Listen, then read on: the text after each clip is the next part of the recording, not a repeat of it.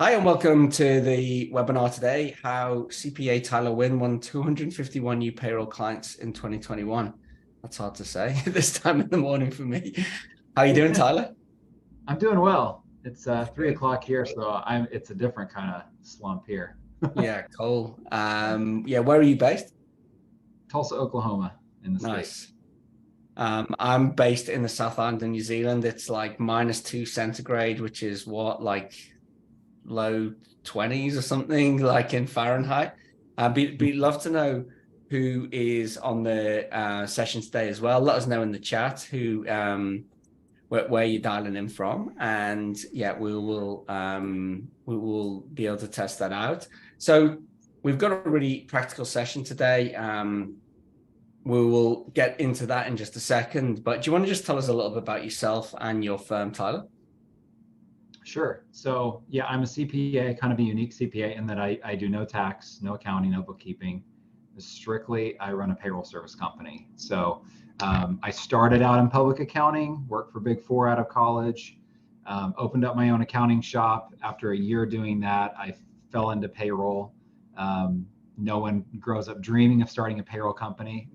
Everyone has a funny story, but I stumbled into it, fell in love with it, and decided I'm going all in on this payroll thing. So I've been building Cirrus for about 12 years now.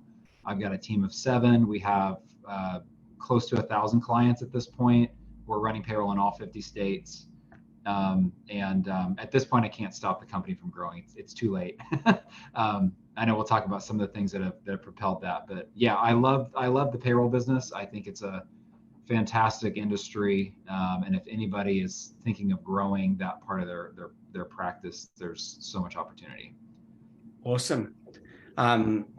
I Matt Wilkinson. I founded Bizink 10 years ago, so not quite long ago as Cirrus. We mainly worked with accounting bookkeeping firms over the last decade, and a handful of payroll firms, notably Tyler's, and I guess through you as well. Quite a few people have seen your site, came to us. Can we have a site like Tyler's? One person actually was trying to get us to copy your site, which I think I told you about. We can't do that.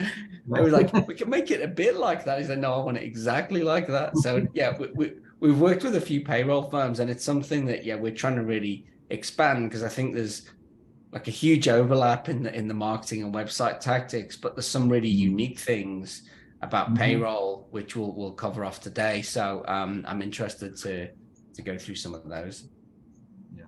And one thing we may want to chat about at some point, because I'm sure there's a lot of accountants that are going to be taking a look at this that do payroll within their firm. Not to get ahead of anything, but I want to make sure that anybody on the call that's listening is one thing I advise accountants on is like having payroll as a separate branch of your business, and that would need a separate website. So we can talk more about that later, but I want to make sure we touch on that at some point. That's something I've definitely seen as well, is firms who do that, you know, both from a marketing, but also I think sometimes a legal standpoint. It's good to keep those two things separate. That's my kind of anecdotal take on it. But yeah, let's have a look at that when we get to the websites part. And if anyone's got any questions, we're going to stick around at the end for Q&A, but feel free to fire them in. You know, this isn't going to be death by PowerPoint. We're having a conversation here, and we're happy to answer any questions. So you can use the chat, or you can use the Q&A to ask questions, and I'll ask Tyler. So in terms of what we're going to cover today, so I normally show this slide. This is a framework we've developed in, you know, working with professional services firms over the last decade, of the kind of stages that happen when you've got marketing working well. So, you know, you obviously need a plan.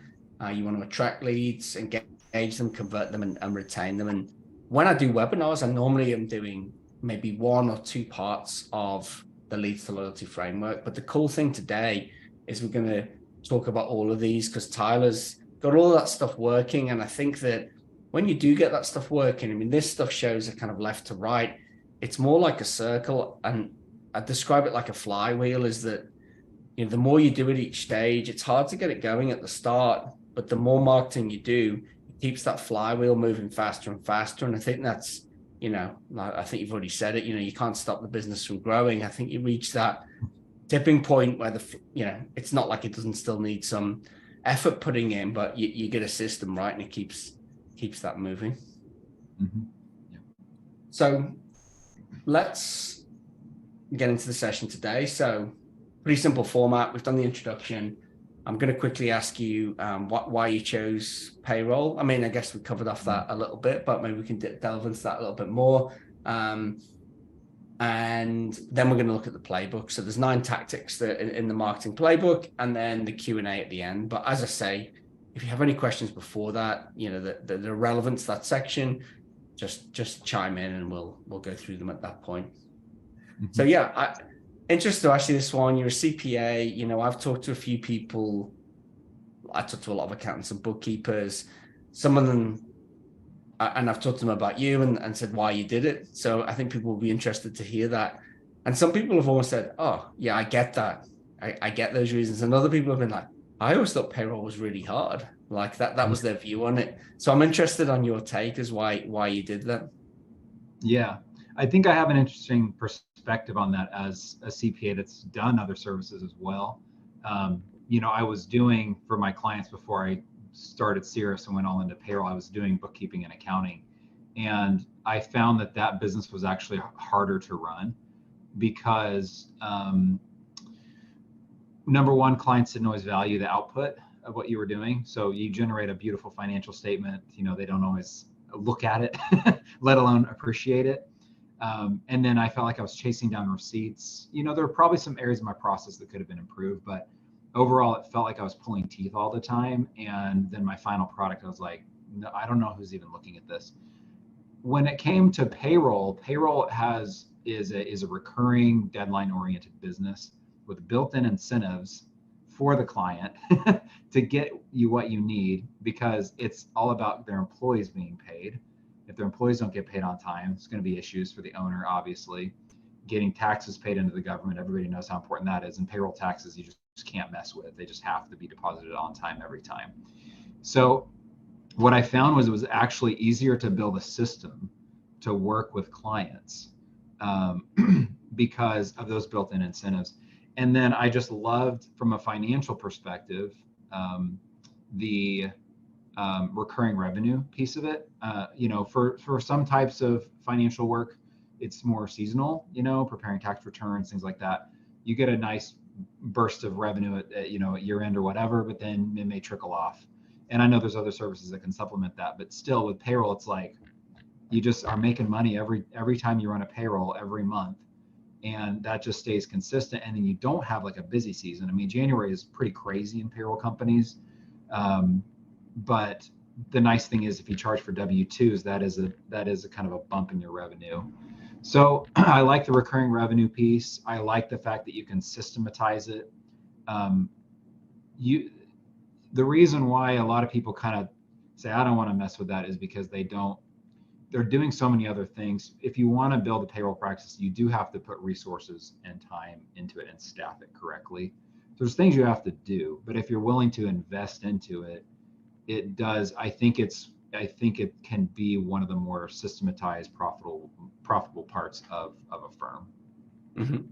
So yeah, and there's just a huge need for small businesses, like services that give a crap. Like the bigs are going down. ADP, Intuit, Paychex, like they're all just getting. I mean, when you think they can't get worse, they get worse. Then they raise their prices. Mm-hmm. So it's like there's just such an opportunity to serve. Yeah. I think I've talked to you about this before, but I've nearly always run a business in my career, and I got a job when I first moved to New Zealand. I'd had jobs, but this was my first kind of like proper full pay job, not like a bar job or whatever. So I'm running a team in a bigger company, about 70 staff, and they missed payroll. And my boss, the operations, the COO, was just like, oh yeah, we'll sort it by tomorrow. And I had people like, they were nearly violent with me. And I'm like, it's not my fault, like I didn't even know about this. I've not got paid either. And it was like mutiny in the company. People were like, my mortgage payments coming out today, all my credit card bills. And I can't actually remember. They scrambled to sort it, I think, anyway. But long story short, it really was a lesson to me. Like, that is the one piece of the business you can't mess up. Like, it has to happen on the day you say, or, you know, it's a culture killer. Like, and, you know, I don't think any work got done in that business that day. Yeah. Yeah. It's true. Yeah. It's major built-in incentives to get it done right. And you only mess it up like that once. Yeah. I don't know if they did again. Maybe. Yeah. All right, cool. Well, let's get into it. And you know, we're focusing on that year where you grew a lot of clients. I imagine you still use a lot of these tactics now. And the first one, which I'm sure you do. So you have a really strong niche and a focus, and talk to me about how that's helped your marketing. Yep. So obviously payroll is like a niche in and of itself, like as when you get down into financial services, accounting firms, these kind of services. Payroll is definitely like its own animal. It sits somewhere between HR and accounting, but it's really its own thing. So how do you differentiate yourself within that market? For us, and there's different ways to do it. For us, we've niched down on like the particular businesses that we're serving. We're not industry specific, because payroll is pretty consistent industry to industry. There's not, if you get into construction or domestic, like home workers, things like that, there's nuances there. But for the most part, like payroll is payroll, industry to industry. So we don't try to. I've seen one, Tyler, who was but they didn't buy off us, but I did a demo for them, and it was like truckers payroll. And but it was like Canada, US, you know, like going across the borders. So there was like a lot of weirdness to that. And they were an ex-trucking company. So I can see the ones that have got those kind of quirks. But yeah, so I have seen that, but yeah. That's a very interesting niche, and there's probably a ton of potential there, because even truckers have per diems and different ways they're paid differently than other workers. So yeah, I mean, if somebody can find a niche like that and go deep in it, I'm sure there's massive opportunity there. But for us, it's been like we've kind of done it based on the client size that we serve. It's like 1 to 49 employees, like under 50 employees. We have done that for a few reasons. One is so people, if they're a small business, they see us and they're like, okay, they only work with small businesses. I'm not just going to be a number in their system. The other thing is, from a operational perspective, once you get over that 50 mark, it just gets more complicated as far as like, Affordable Care Act reporting, and they just start needing a lot of other services that in our model we're not providing. So we don't have like a full-blown human capital management software that we're on. We just want to be excellent at small business payroll, and we can do a few other things if you need workers' comp or time and attendance. Like we have partners that we can integrate with, but we are not trying to be all things to all people. And so by building that model and simplifying, I think our level of service goes up, because we don't dilute what we do. And then we also just differentiate ourselves on our responsiveness, which I think we can talk about later, but we measure and we market that. So it is important to not look like every other payroll company. And finding a niche is about you and your personality as an owner. Don't go like looking out there like, who can I copy? Like, that's not going to benefit you. It's more of like, okay, trial and error. Like, what do I enjoy? What am I passionate about? What kind of clients do I like to work with? And then if you can go deep in an area there, that's where the opportunity is to stand out. Agree. Quick question before we move on then. Would you, or have you turned away clients who don't fit within the ideal profile for you? I have large ones that I would have made good money on. Yeah, I have. I had just recently one that was like 300 employees. And I referred them to somebody I trust, and I'm sure they appreciated getting that referral from me. But I was just like, no, we're not gonna service that. And the thing is, my team knows that I do that. They've seen me, like we've gotten a referral from like a client, and they say, hey, we've got this, and I'm like, no. And they breathe a sigh of relief, because for them it's like, okay, that would have been really complicated and hard and a very needy client.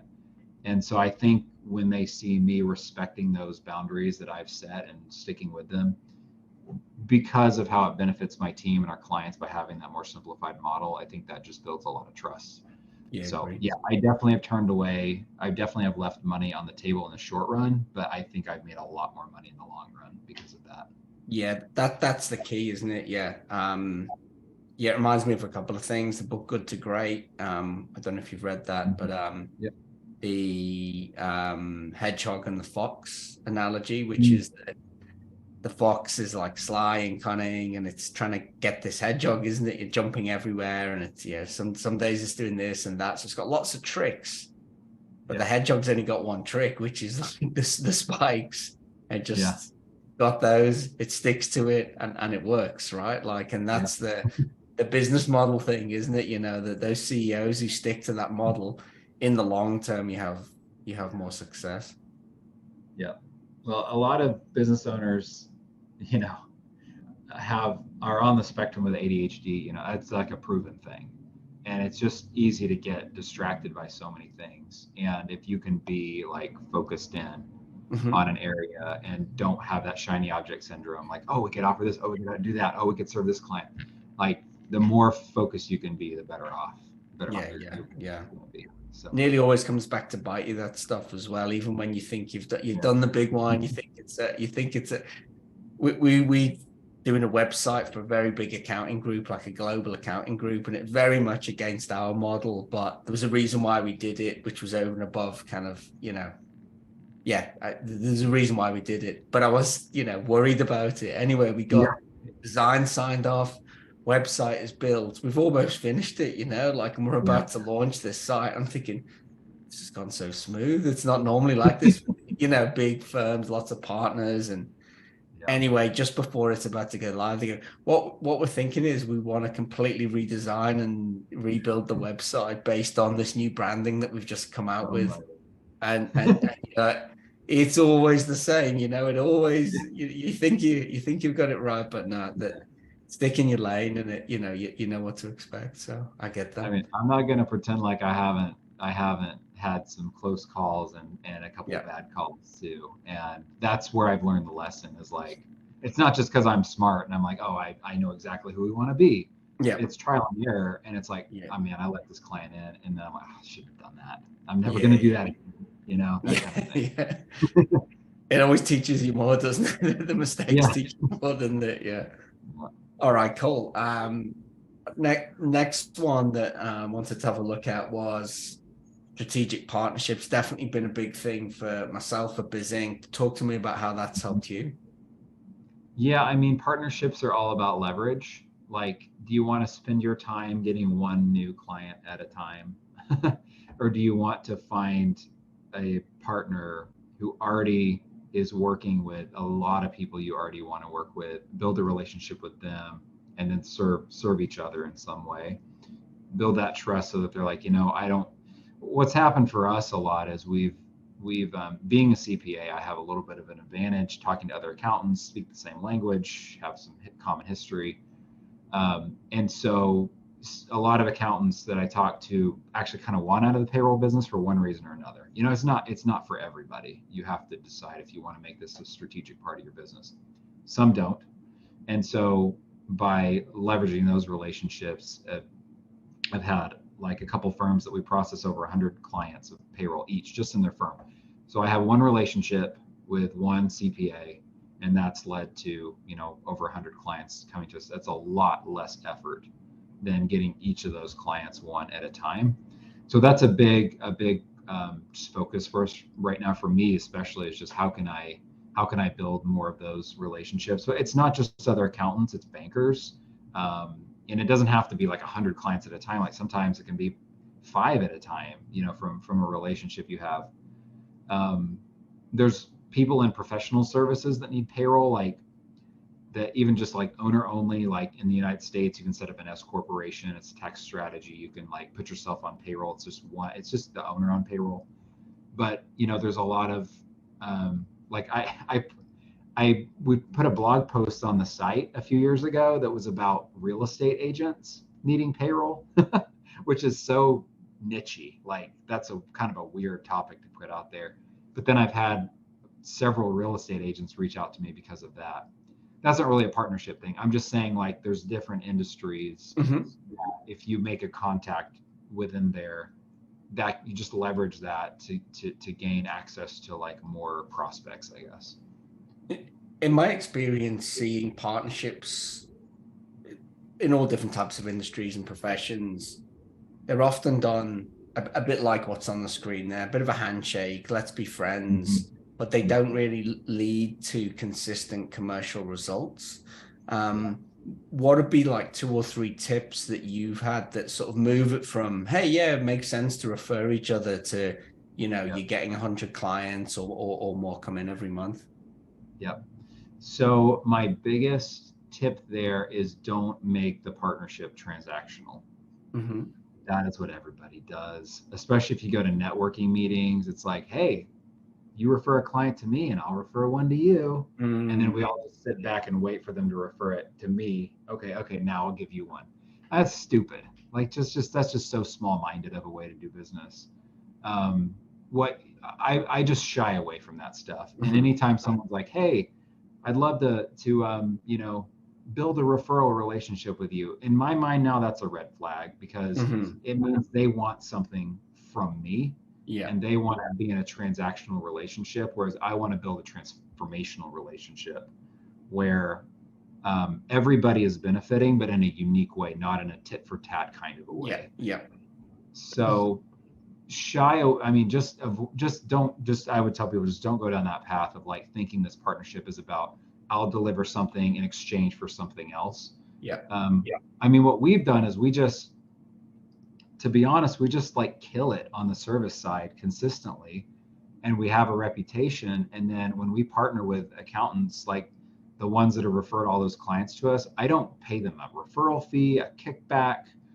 They are just thrilled to be like not dealing with payroll anymore.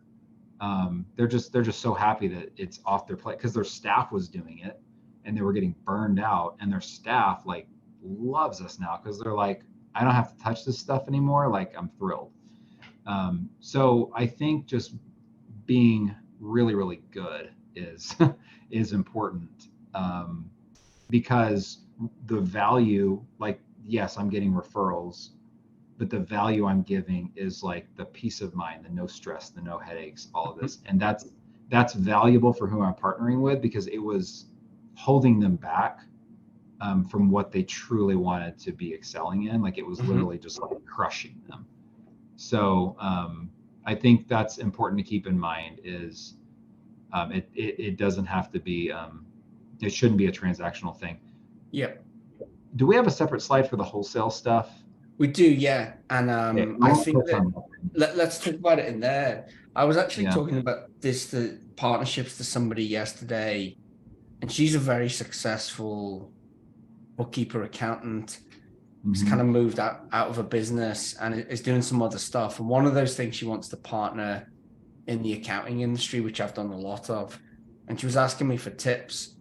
And my number one tip, which I think speaks to what you're saying, was the partnership should have a narrative around it, in that you gave the narrative, right? Like, is that accounting firm, the clients are getting looked after, clients are happier because the payroll's being done well, and they can do better work for that client. So it's kind of like Mm-hmm. you're putting a piece in the jigsaw for them.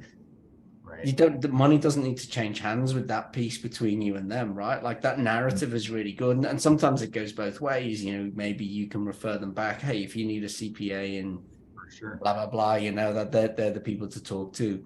But I think Mm-hmm. that narrative, you would do it anyway, right? Like, money or Yeah. not, you would do it anyway. And that's where I think those partnerships work. The ones that have worked for us, it's because we're doing something, or they're doing something for us that we're not Mm-hmm. going to do, we don't want to do, and it helps the client in general. And so when ultimately someone's got to sell it as well, like within that firm, there might be a few people that you've got to get the referrals from somebody. So everyone needs to buy into that narrative. And I found that is a really powerful piece to have. Mm-hmm. Yep. Yep. Yeah, and I'm not saying like I've never done rev share or paid a referral fee. Like, I'm happy to do that stuff, and I have found that those relationships don't grow very much. Mm-hmm. It's typically, yeah, the ones that have expanded the most are because I've found a partner that like we truly feel like we're complementing each other and helping each other out in a big way. So that takes a little more patience because that's not everybody you meet. But if you can, again, it's the more of those you can find, the more leverage. So to me, it's worth like having the patience and finding the right partners to work with. Yeah. Instead of being transactional and like an inch deep with like 100 people, you know what I mean? Yeah, it's real 80-20 stuff, isn't it? Partnerships where you always find a few give a lot. And I've found that it's often not the bigger ones that give you a lot. Like it can be the smaller ones where you've got that really good narrative or connection or whatever you want to call it, but it just fits with what they want to do, and you've got that personal relationship. So I agree, when you find a good partner, rather than going, hey, let me find 10 more of these, you probably better 10x in the effort that you spend working with them to see what else you can do. Yep. All right, cool. I'm conscious of, we've got a lot to cover, so we do. move on Was to the that number next 2 one. of 9? We'll speak quickly as we get closer to the end. But I guess this is an expansion a little bit on the first one in terms of being networked, I guess online and offline. So talk to me a little bit about them. I mean, maybe what I could expand on here is just using the online tools that we have at our disposal these days. I've been more active on LinkedIn. You've been a lot more active on LinkedIn too lately. And before the call, we were talking about just the explosion of content out there with ChatGPT, and it's hard to cut through the noise with content these days. But I feel like on LinkedIn, the more you're on there and you engage and you discover your personal style and your personal tone, especially if you have opinions that are a little bit off the beaten path, maybe kind of non-traditional things that you want to say that you're passionate about. I feel like that's the place to network these days, and just post, like get out there and post things you're thinking about, things you're learning, things you're doing in your company, opinions you have about business related topics, and just try to engage with people, and just see what happens. And I've been shocked actually, because I just probably a month ago I was like, I need to get back on LinkedIn and just start engaging, posting, talking to people. And within a few weeks, my inbox is getting hit up with stuff, and it's not like, hey, I want to be your client. It's not like that simple. Like, it's more of just building. I mean, a lot of marketing is awareness, right? Like, people just need to know that you exist. So being out there and being engaging in a way that people want to comment or message you or ask you questions or whatever, all that's doing is like raising awareness of you and in the market and what you do. And then when the opportunities arise, you're more likely to be thought of. So some of the partnerships, like we've talked about, were literally built because someone that I had known, like someone I had known from 10 years prior in a business coaching course, I like resurfaced on his mind because he saw me on LinkedIn, and then next thing I know, we're working on 25 clients together. So I think a lot of it is just awareness. I don't do any in-person networking. I mean, part of that kind of makes me sad that the world has changed in that way, that that's not really happening as much anymore. I just think that that's nice from a social perspective, but I don't think it's the best use of your time if you're networking for a purpose to grow your business. I think LinkedIn is the place to do it. It really is, and I think it's at a high point, LinkedIn, and I don't know, maybe it goes down a little bit from there because there's a lot of people using it like a marketing tool, but the quality of content on there is very high. The few things that I've sort of, I think, improved what I'm doing on LinkedIn. The first one is that, like, don't think about it like marketing, just be out there trying to add value. That's the first thing. The second thing is you need a unique opinion. Like, you do that, I don't like the phrase contrarian because it sounds like, all right, nutcases or something like that. But I think it's having those unusual opinions that's what people want to read, right? People don't want to read yeah, like 7 tips to improve your business type stuff that's dead. That content is kind of, it's pre-pandemic type content, isn't it? That's a whole webinar of why that is. Right. People want that real content, and I think there's lots of views and opinions of when you should post and should you have a selfie. I'd just say be yourself. I don't take selfies. I'm not putting them on LinkedIn. I don't do it in my normal life. You see some real awkward stuff, don't you, with people taking selfies? It's not them. And then I see some people who are really good at that stuff. It's them. It's really natural. So I think that's the first thing I'd say. I just do mostly text-based posts. They go fine. Some do well, some don't. But I think the bit that people, a lot of people don't get about LinkedIn is that the posting is just one element where you'll get a lot more traction. And again, that's kind of like a marketing word, but connection is a better word, is commenting on other people's stuff. You feel good when people comment on your stuff. So the people you want to be networked with, go and comment on their stuff, engage with them, and you'll be amazed where that takes you without even posting.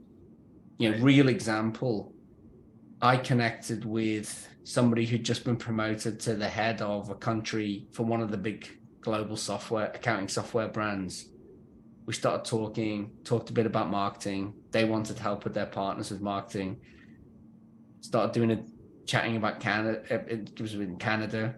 Now we have a global partnership with that company to deliver marketing, that's been worth 6 figures and could be worth 7 figures over time. I would never have been able to get to that person before LinkedIn or digital platforms like that. So you want to talk to and that can be your clients, it can be partners like we've just been talking about. They're all there on LinkedIn. So just commenting on people's stuff, I would say, is a great way to start, and maybe you don't even need to go beyond that. I don't think you need to be posting content because there is a lot of content out there. So that would be one of my tips. That's really good. There's no gatekeepers on LinkedIn for these people. There's none. I'm connected to some of the best experts in the world in marketing and sales. I was chatting to one of them yesterday. They're just there talking, and they're happy to engage with you. It's pretty cool. It's actually really cool. Social media gets a bit of a bad rep from me, as much as anybody, but I think that is very cool what LinkedIn is right now. I agree. All right, cool. Google reviews. You got a lot of them. So talk to us about them. Yeah, I don't know the number. I don't keep count anymore, but it's probably it's over 200. I know that.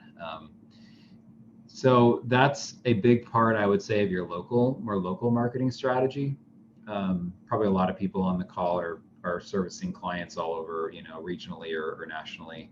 That's just the world we live in, and so do we. But I still want to have a local presence because, again, you have a lot of leverage there, because a lot of people want to work with a local company. So Google reviews and SEO are the 2 biggest ways to get in front of people, I think, locally. But with reviews, first of all, a lot of companies are not good at it. They put no strategy into it. So if you will just try, you will quickly supersede the competition. But you do have to have a strategy.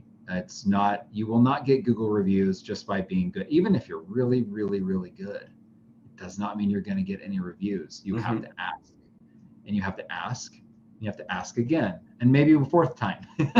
You have to be on the verge of obnoxious, and you have to get a little uncomfortable with how many times you ask people to review you. So in the payroll industry, I had an old payroll industry veteran tell me 10 years ago, hey, when you ask for reviews, ask for it a month after you run their first payroll. I was like, why is that? Why is that the key moment? He's like, well, you've just finished running maybe your 3rd payroll for them. So the first one, they're still learning the system. Second one, you're working the last few kinks out. 3rd one, you probably nailed it. So that's when you ask for the review, because they've had a great experience with you. If they're coming from another service, they're seeing the difference of working with you versus their prior service. That's just the height of when they're probably the happiest that they'll ever be with your service. After that, you're just furniture, right? You're just doing the job. So So what you do is you ask for that first review like a month after the first payroll, and then you have to follow up. There's a lot of ways to systematize it. You can use automation. You can just set a reminder for yourself, to just follow up. But you just ask for the review, make it easy. Google can generate a link for you where the client clicks on it and it literally takes them right to the page with the number of stars they select. Like, don't just say, hey, go review me. You have to remove every impediment, every friction point, and make it like so easy they could almost do it blindfolded. So they need to be able to click the link and go straight to the page where the 5 stars pop up that you click. Google, you used to let you default it to 5 stars. They took that away. So they actually have to click it. Didn't know that. You used a good phrase which you stole, I think, from Marcus Sheridan. Was it the low calories? Is that, or did I get it from someone else? I think that's him. Somebody, it doesn't matter. It's got to be low calories, hasn't it, to do the process? And that's one I've used with my team after you said it. I think a bunch of things like this that I do in business, where I do want to do the thing, I do want to review somebody, but it's like, hey, you like, maybe not reviews, but those things like, will you fill in our quick survey? And you click on it, it's like, this will only take 15 minutes. Yeah, that's not quick. 15 seconds is quick. You've got to make it 15 seconds or something, right? Like, it's got to be super quick. Yeah. You got to make it easy. Yeah, I never do the 15-minute survey. Exactly. I'm grateful that you told me. Now I can X out. I think the other thing's like the perception of ease or calories or whatever. We've stumbled before where we've made something seem a lot harder than it is, like a form or whatever. And so it's just got to seem really easy, because once they start, they're probably going to finish. You just got to get them started. I really agree with that. And I think, again, conscious of time, but what you said at the start of almost being obnoxious with reminding people, I think that's true across business, like sales and all of that. In my experience, most people give up way too easily with a lot of things in business, and they think that it's the strategy or the tactic, and it's not. It's just, bloody mindedness is actually like a really good quality when it comes to a lot of stuff, is that, you just have to hit people over the head a little bit sometimes to get them to do something and that they want to do. We'll definitely talk about a couple tactics there. Yeah. So you touched on search engines as well. Interesting time for search engines with AI and all of these kind of things. But I think that maybe with all of the content in the world, one of my bets is that people might just want that more simplified approach of just going, sell me something, not become part of like an 8-step funnel and read our ebook and all of that. Just give me the thing. But tell me about what you've done around search engines.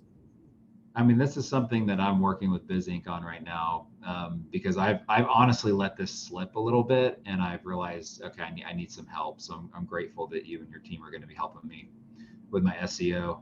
A lot of it is the way I got bumped up to begin with was just content, and just starting small, not feeling like, oh, I need to write a blog post every day.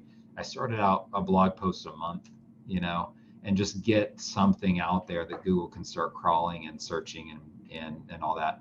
I don't pretend to be an SEO expert. I think that I hit a wall years ago, I just hit a wall. Like I don't have time to write this stuff anymore. So, you really just need to have a partner to do that for you, to keep, it's kind of like you said on the first slide, like getting that flywheel turning is not, if you think I'm going to get every piece of this up and running, no, you're not. You can get a couple pieces of it up and running, and then maybe you can maintain it. But what you have to do is have build a partnership, like with a Bizink or somebody else that's like, hey, I'm going to pay them and they're going to keep this flywheel turning for me, and I can focus on other things. I think the SEO and the content, I was trying to like strong arm it or something, like I can do this, and I hit a wall, and that's why we fell off. So I think that I'm grateful for you guys helping me with it, but I don't pretend to be an SEO expert. I just know you need to have a lot of content. But like you said, that's going to change. Like, don't you It's think going to change. It's going to this is all change. changing as we speak? We've Like, just beefed up our SEO team, and the guy we brought in, Mackay, he's I have a dim view of a lot of SEO people. Like, we've talked a bit about SEO, and I was the same as you. I mean, I've been doing SEO. I mean, I haven't done any of that stuff for years, but like I was doing this in the early 2000s before it was called SEO, before Google was even big. And it kind of has always stayed the same. If you've got the really good content about a topic, you're going to rank well. And that's why you see some of these real old school GeoCity sites, about like very, I'm into rock climbing, but I'm into some like obscure areas of that. So you've got these like real old sites that are about that. They've just got the best content, So all that technical stuff is a bit different. But yeah, I mean, there are SEO AI tools there for like pumping out content now. But is that content that readers want to use? And in the end, where does that go? And so I think that search engine marketing is going to change, but you've got to be in the game. So, it's like, there's no point hanging out and thinking this is going to change because, you better being in there. YouTube's you got to play the game as it still stands and then be willing to change once the rules change, I guess. You do. And I think what happens with like Bing and AI and what Bard with Google and all of that stuff. And, I know some of the younger members in my team, they don't really use Google. They'll use TikTok and stuff like that. So there's a whole other world there. But needless to say, there's still billions of people using Google to search. And there's millions of people like looking at payroll providers all over the world. So, yeah, it's definitely one to have a look into, but I think engaging a good provider is the best thing to do. And that's harder to find, it's hard to judge what's good and what's not. But I'd say maybe just to underline this one, if I was trying to pick someone for an SEO provider, go with the one who sounds a bit underwhelming and they're under promising everything. The ones who say get you to number one in Google, you're going to get ripped off. And the one who's saying, look, we might be able to do this and, this might happen in this time. Then we'll have to review it. They're not just covering their asses with that stuff. They're actually telling the truth because, if you're going to go and invest in that, it isn't an easy game. And I think maybe one other thing I would say, in your flywheel, it's just one of the bits. Make sure you've got other bits. The worst thing I've seen is firms throw all their cash into SEO and an algorithm change happens like it did in Google last year. And a lot of sites just dropped off. I think that's why your site dropped down. I did good. You're still on the first page actually for like Tulsa and payroll and stuff. But yeah, you can invest everything into that and then just drop off because Google decide, hey, we're going to put more ads on the front page, and which they have, and it's just the way it is. But nonetheless, it's definitely something people search for, right? Like business owners search for this. And for sure, yeah. Cool. Okay. So we briefly mentioned this earlier. Tell us what you mean by wholesale programs. It's just a way that we partner with other firms, accounting firms, financial service firms. We have one like more of a wealth management advisor that we partner with that does this for his clients. So it's basically, instead of us billing our clients directly at our, what I would call our retail or standard rates, we have a discounted pricing for a firm that would want to partner with us, where we actually bill the firm for their client payroll. And then the firm can take that payroll and take those fees and do with them what they will. If they want to just pass them on to the client at no markup, if they want to mark it up and make it a bit of a profit center, they can do that. I think our rates are competitive enough that there's meat on the bone there for them to make some money, not have to deal with payroll at all. So it's another tool in your toolbox for like partnering with or creating a strategic partnership. Like, this is actually a huge part of strategic partnerships, is being able to offer this, because a lot of firms want payroll. They want it to feel like it's all coming through the firm, even though they're not doing it. So by them just simply billing for payroll, they still are like, okay, the client understands like all this is coming through me, through my firm, even though they're not actually servicing it or having to touch it. So it's kind of funny. rolled this out probably 6 years ago. And at the time I was like, do I really want to do this? Because I'm not making as much money on these clients. Like now it's over 25% of our overall revenue. So it was definitely worth doing. Yeah. I see a ton of potential to grow that part of the business. So Yeah. if you don't have something like that, it's worth spinning up another model and building that a different way. Yeah, I can see that. I had tons of firm in Australia, bookkeeping firm, who are doing exactly this, and also with bookkeeping, because there's a lot of accounting firms who don't really want to do bookkeeping, or they're not good at it, but they want to white label that and on sell it. So yeah, I really see that model, particularly as like people are being encouraged to be more specialized all the time, right? So there's probably more and more opportunity for that. Yeah. Okay, cool.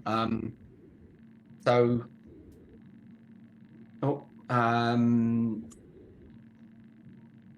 9-word FBI email strategy. Basically, a chance for me to put a picture of Agent Cooper from Twin Peaks on a slide. Greatest TV show ever made, in my opinion.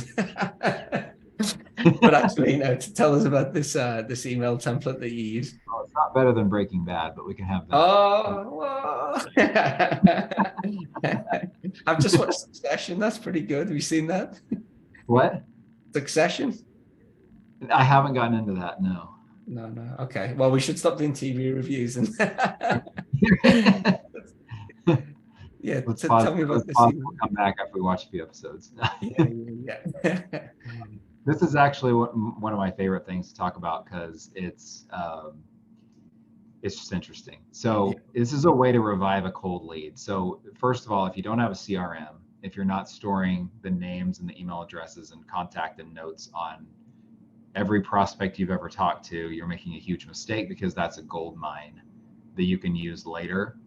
The mistake that people make if they do have that bank of contacts that could be a client, they just didn't want to be a client when you talk to them. Timing is everything in marketing.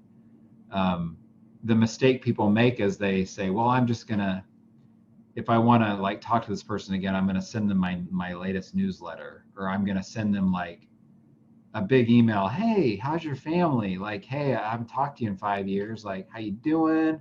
How's business? You want to grab a coffee sometime? Like, you're being human. I get it. You're just being human and trying to reconnect back. There's nothing wrong with that. The problem is, from a sales perspective, it's extremely ineffective because people they haven't talked to you in a while. They haven't thought about you. They probably don't want to tell you, take the time out of their day to email you back and tell you how their dog is or whatever. So what this is, it's just like a quick and dirty way to just get back in there and just see if you can reconnect with them at the right time. It's not always going to work, but what you do is you make it just short and simple, and almost you might think it's rude because you don't even say hi and you don't use their name. You just say something like, and the 9-word thing is just, it forces you to be brief. So the email can't be any more than 9 words. You just say like, hey, are you still in the market for a payroll company? I'd have to count, I might be like over 9 there, or do you still need payroll? Or are you still, if I talk to somebody and they were struggling with a prior service, I would say, hey, are you still struggling with QuickBooks payroll? That's a good one, because you're probing some pain as well. Pain sells way better than pleasure, if that's the right word. But yeah, that's a big thing in sales. Like, people want to solve a problem rather than, they're always muddling by with something else. But if there's pain, that's the sales opportunity there. Yeah. So if you can poke that wound a little bit. Big time. Yeah. That's a really good one, actually. Yeah. We have one which is like, for my cold deals, because if someone's bothered to do a meeting with you, what better buying signal? They're certainly better than somebody who's like, a name on your email list that you've never talked to. Just like, still interested ? That's my subject. Yeah. We talked a while back. Are you still interested in a website or whatever? And it seems rude, I've had that. I think that's a bit blunt, but it works, right? Like, and I actually see it as a courtesy, as a busy business owner. I'm not going to tell you about my family. I know you're not really interested in my family. You don't know who my family is. You don't care how my week's gone. Just get to the point. I actually see it as a courtesy, and I think busy people respect the brevity of emails like that.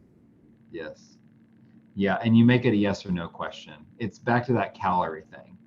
Don't Yeah, make me think about what exactly is going on here. Just like if you can just hit them with a quick punch, like yes or no, it not only is it courteous, like you said, but it actually ups your chance of getting a response yeah, tenfold.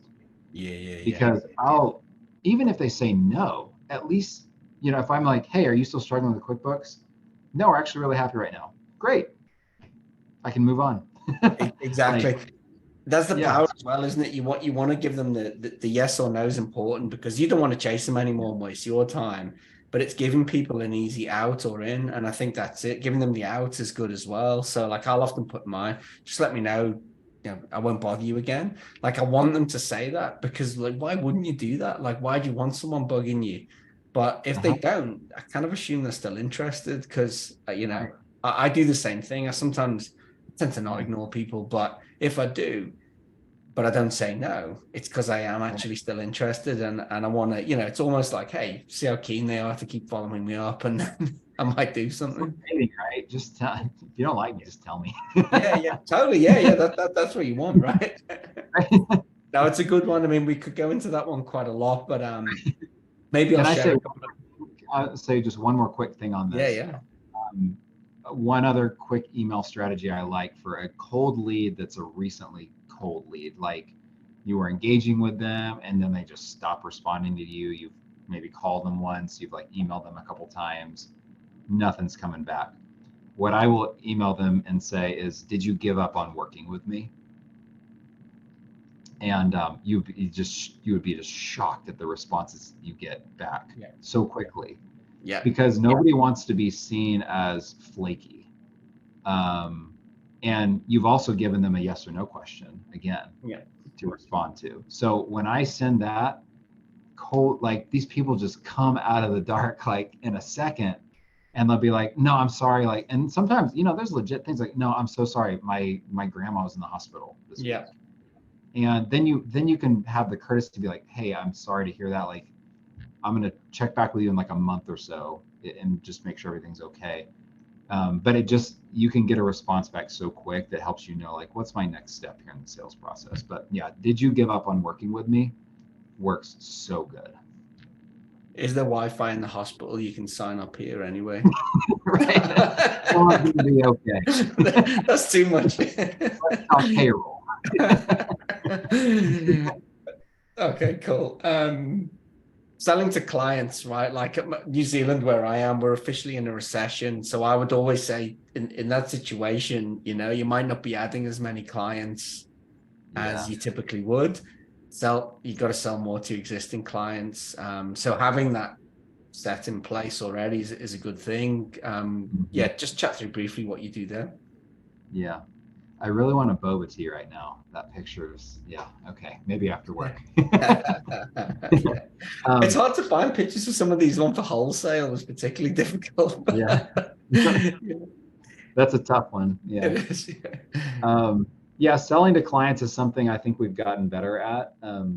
Especially as you have more clients. The more clients you have, the more it's like, hey, if I send out a marketing email offering this thing, like there's actually meat on the bone here. Like if I got 5% of people to sign up for this could be a nice part of our revenue.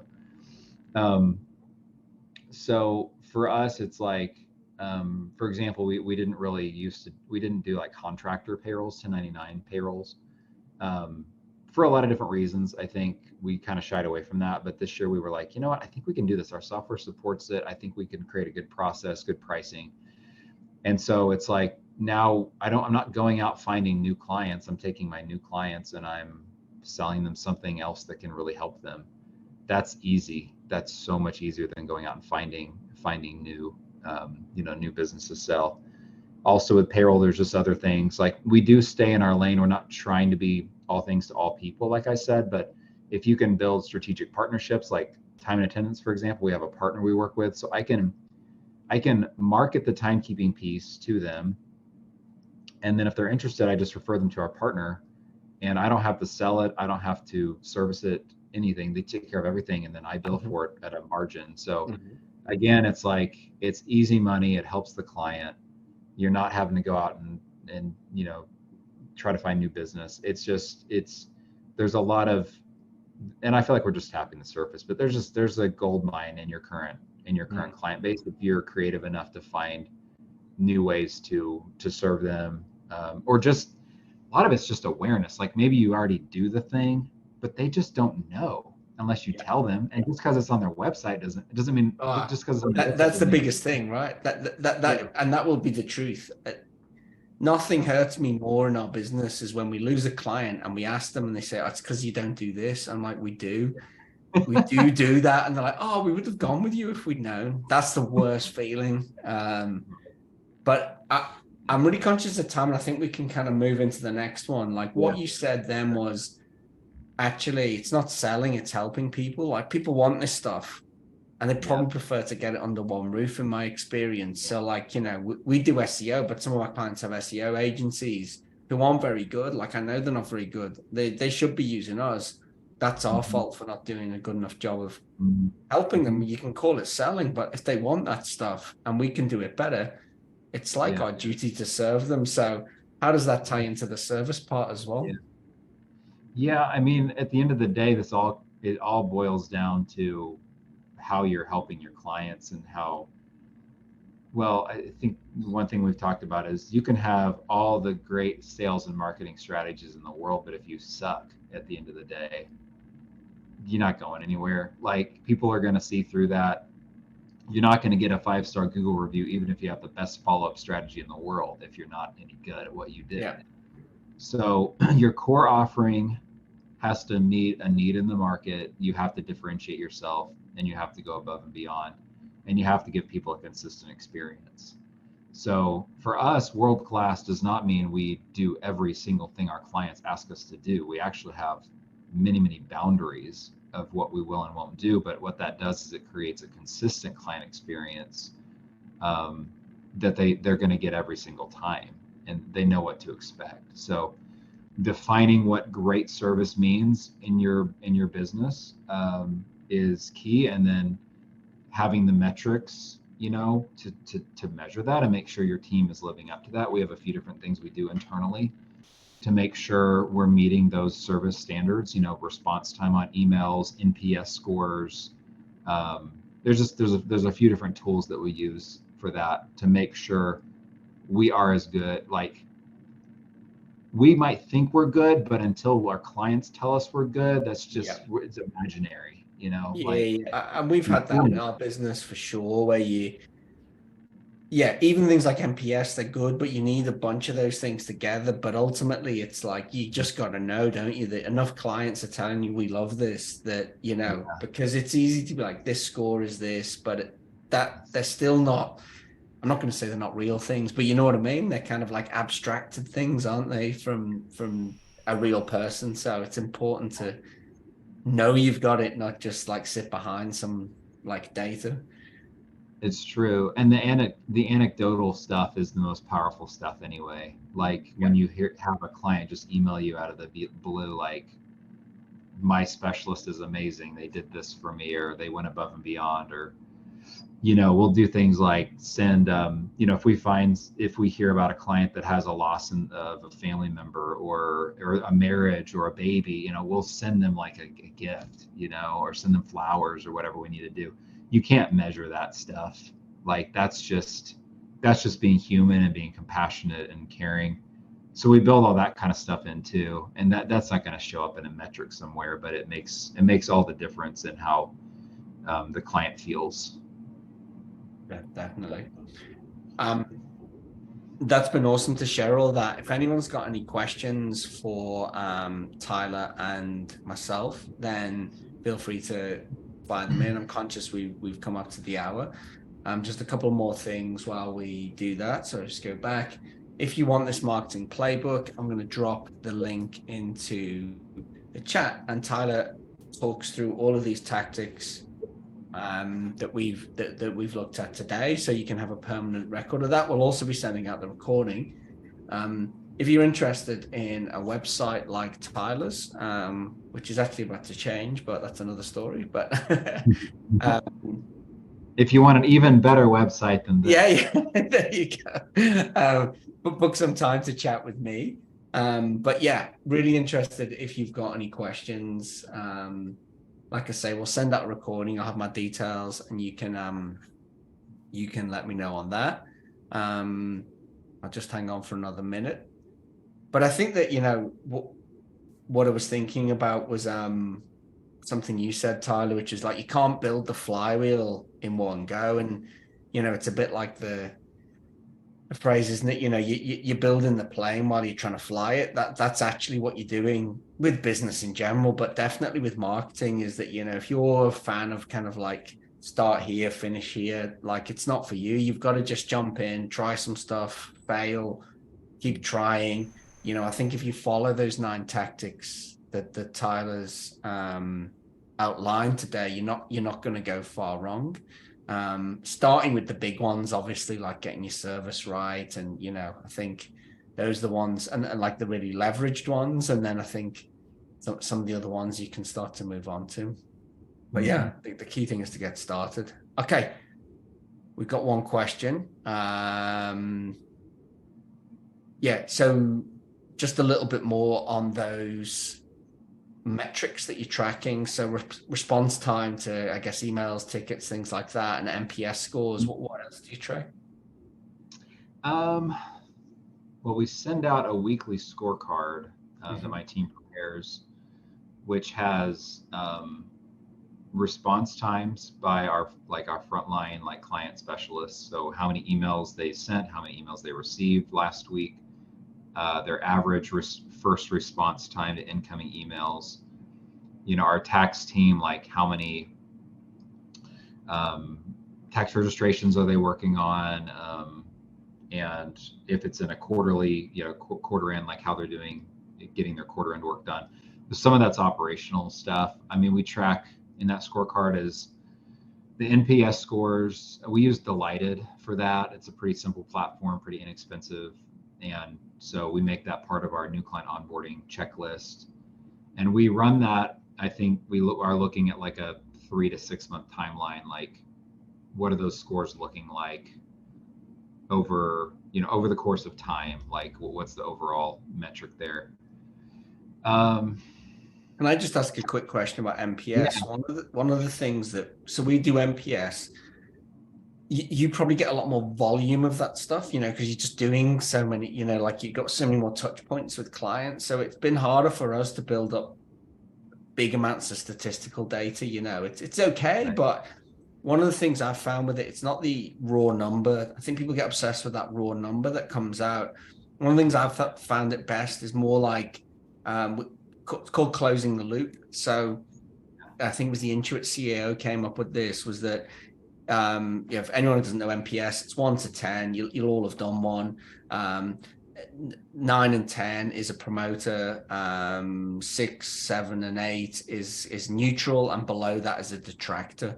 And what we do is anyone who's a detractor, because it kind of, I mean, if someone gives you 1, I mean, 6 is kind of the edges is it's almost whatever. That's why the number kind of like it whatever. But if someone gives us a detractor score, somebody as high as possible in the business, could be me, calls them, and we say, what can we do to make this a 9 or 10? And I think that's been the most powerful thing. So it's partly the measure, but it's also the tool to fix. And because we've had it before, we kind of joked about the grandmother, but we had it with one guy who detracted us, gave us like a really low score, and we'd done so much for him, we couldn't believe it. We called him up, and it turned out his mum had just died. He was having a really bad day, and that's what it was, and actually he was super happy. But we've had it before as well, where we've generally messed up, or it's something where I wouldn't almost say we're not necessarily messed up, but we've been able to fix something that made it into a 9 or 10, and you turn the detractor into a promoter. That's been, for me, the most powerful part of NPS. Maybe you get more data out of it, but just wanted to mention that. I actually think you're totally right. And now that I'm thinking about it, that is the most powerful thing, because the number is subjective, but using it anytime you can give a client a chance to air out a grievance with you, it's kind of like the same thing of like, some people are upset with you, but it doesn't mean they're going to say anything. It also means they're probably not going to refer you, and they're not going to stick around for long, and you may never know why. But if you just give them a chance, and the net promoter thing is like, it's kind of, again, going back to the burning the least amount of calories, like clicking a 3 saying, I don't like you, is easier than typing up an email of my grievances. And so they can at least say I'm unhappy, and then that gives you the chance to follow up and see what's going on, and correct it if there is something wrong.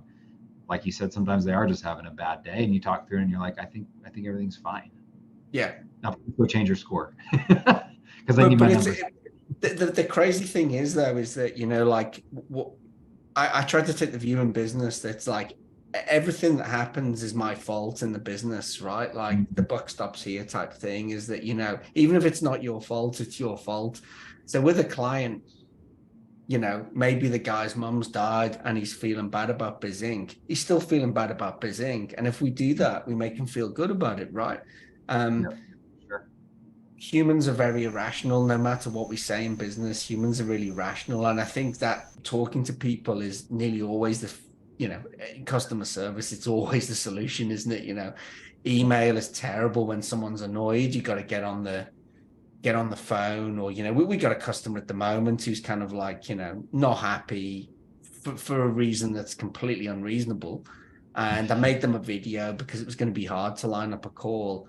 And she's really appreciated, you know, the human response to it. And we've moved out of like a kind of combative email situation to like, you know, we're conversing like human beings again. So I think that's what I really like. And we kind of digressed from the metrics piece, but I feel like metrics are really good, but also like only to then give the opportunity to do more good customer service, if that makes sense. Yep, that's really good. Yeah. Okay, I don't see any more questions coming up, and we kind of run out of time. So thanks to everybody for coming along. Tyler, thanks heaps for sharing that. I really recommend that people take a look at that course, because you'll have a kind of permanent record of all of this stuff. We'll send the recording out in the next couple of days. But yeah, thanks for coming along, and enjoy the rest of your day. Yeah, thank you, Matt. Thanks for everything you guys have done for my company too. Appreciate you. No worries at all. Thank you. All right, take care.